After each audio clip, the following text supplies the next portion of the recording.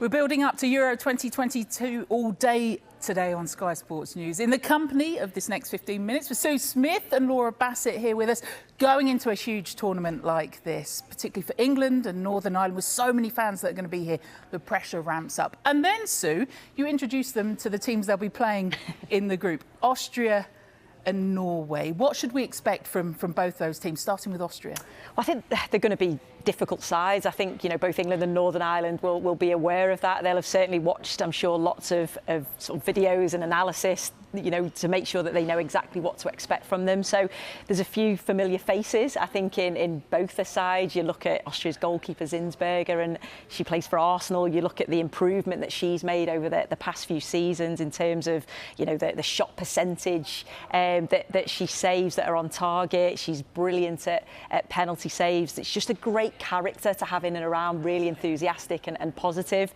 I think where teams can potentially get at her, which we've maybe seen when she's played for Arsenal, is she's not as commanding when she comes to collect crosses. So you think from set pieces, from deliveries into the box. I think if you were England or Northern Ireland, you'd be looking at maybe trying to exploit that. I think that's something that she's obviously trying to work on. So she's a familiar face, got a lot of strengths, but there's some weaknesses that those teams will try and exploit. The old safe hands then, Arsenal, Zinsberger for Austria. For Norway, the likes of Guru Wright and Frida Mann, big names playing in the WSL that fans here will be familiar with. Yeah, when I was looking at this, I was surprised. I forgot how many Norwegians we have got playing in the WSL. Don't remind yourself. I know. Thinking we see these week in, week out, we praise them, don't we, their performances and what they give to the league, and now we're actually up against them. But yeah, really, I mean, look, the players that aren't playing the WSL, Ada Hegerberg and Caroline Graham-Hansen, we've seen them on the Champions League stage and how much they light up, and then playing up front closer together, is really going to be a force to be reckoned with. But you're right, the midfield, Marnum, Boarisa, Torres Dottier, Julie Blackstad. I know, scary, Caroline, doesn't it? It does, but I think that collectively having Ada Hegerberg back, I really think has brought them together as a... Look, she's a world-class striker. Who wouldn't want to play? She's the focal of the team. But also, I think she's only been back a couple of games, hasn't she? The first game back, she scored a hat-trick. Which, if you're playing with her, you want her in your team to give yourself the best opportunity. So, how do you break them down? Well, I think you have to get the ball out wide and crosses and get what England are really good at, isn't it? It's finding the space in between the back line and the midfield. That's where we have Stanway, we have Toon, we have Frank Kirby. They're going to need to operate and draw those defenders out. Torres Dottier, Engen need to draw them out so we can have deeper runners, late runners, to really, try and occupy that space and get shots on target. Easier said than done, though, isn't it? Yeah. Well, we'll park England and Northern Ireland's group just for a moment and look at some of the other favourites for this tournament. England, of course, are right up there.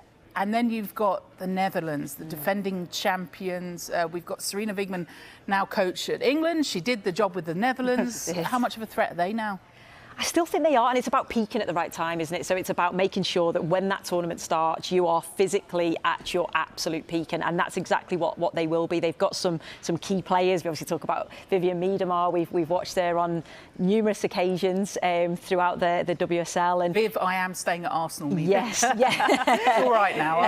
Yeah, but again, I think when you've got a player like her with her qualities, you're always going to be still there or thereabouts because of the quality that she's shown. But I think the fact that they've done it before, yes, losing Serena Wigman is a loss for them because we know what a great manager she is. I think it's a real gain for England to have her experience in knowing how to win a tournament at home. I think that's going to be key. The fact that the way that she communicates with the players, everybody that you speak to that's worked with her say that's what her strength is. So I think that's going to be important. So the Netherlands have sort of lost that, but they've still gained a good manager, a top manager that will certainly be looking for them to be challenging in this tournament. Yeah, the old switcheroo. They've got Mark Parsons, an English coach, coaching them. So the Netherlands then potentially a threat for you too? Yeah, I think so. I think just the experience. They've kept a core, haven't they, from the 2017, the 2017 Euros, 2019 World Cup, and they were successful, winning it and then reaching the final of the World Cup. So Yeah, it's still huge. You know, Jackie Groenen we see for Manchester United week in, week out, what a player she is. Mark Parsons has kept a core. They've got Daniela van der Donk, who used to play at Arsenal. She's now at Lyon. She's back from injury. She's a huge key. They like that midfield. Daniela van der Donk, Spitz and Jackie Groenen. That's been their key midfield for a long, long time. And they've also got young talent. Pavlova comes in. She's a real young talent that they like to bring in, but also Van der Sanden, we both were surprised. Can we have a moment? She's not there. And she's synonymous, isn't she, with the Netherlands? Yeah. For those that have never seen Van der Sanden play, she's just so fast, creative, and she's not there, thankfully, for anyone that's not supporting the Netherlands, I guess. On to the favourites then, Spain. Now, are Spain favourites because Barcelona have just torn up the script and been brilliant? I think so. I personally think so. I think if you look in their history, the last two European Championships, they've only reached the quarterfinals. So where's that favourite tag? Yes, they have bundles of talent. You know, they do make up a lot of that Barcelona side. They do play wonderful football, technical football, move the ball so quick. They're a joy to watch. But how does that translate? You know, the Barcelona forward players are from different countries. Yeah. So that's maybe something we saw in the Arnold Clark Cup, isn't it? They can play very well, but if they don't take their chances in their final third, if Hermoso doesn't score, where's that goal threat coming from? Yeah, I have to agree, and I think the way that they play is great to watch. Like you say, the possession, the little triangles all over the pitch, and sometimes it's difficult to get the ball off them, and I think you have to play against Spain a certain way. You cannot chase. You've got to make sure you remain in shape, because you could quite easily just chase the ball, because the way that they move it, they just understand, and I feel that they've got better and better, haven't they? So I think a lot of people are now thinking this could be their tournament, but I do feel it's because Barcelona have been so good and there's so many Barcelona players. So you've obviously got those relationships that have been built at club level, then taken over to the international team. But yeah, I don't know if I would put them as absolute favourites. I think they'll certainly be there or thereabouts, but they wouldn't be my team to watch. So who would be? England. You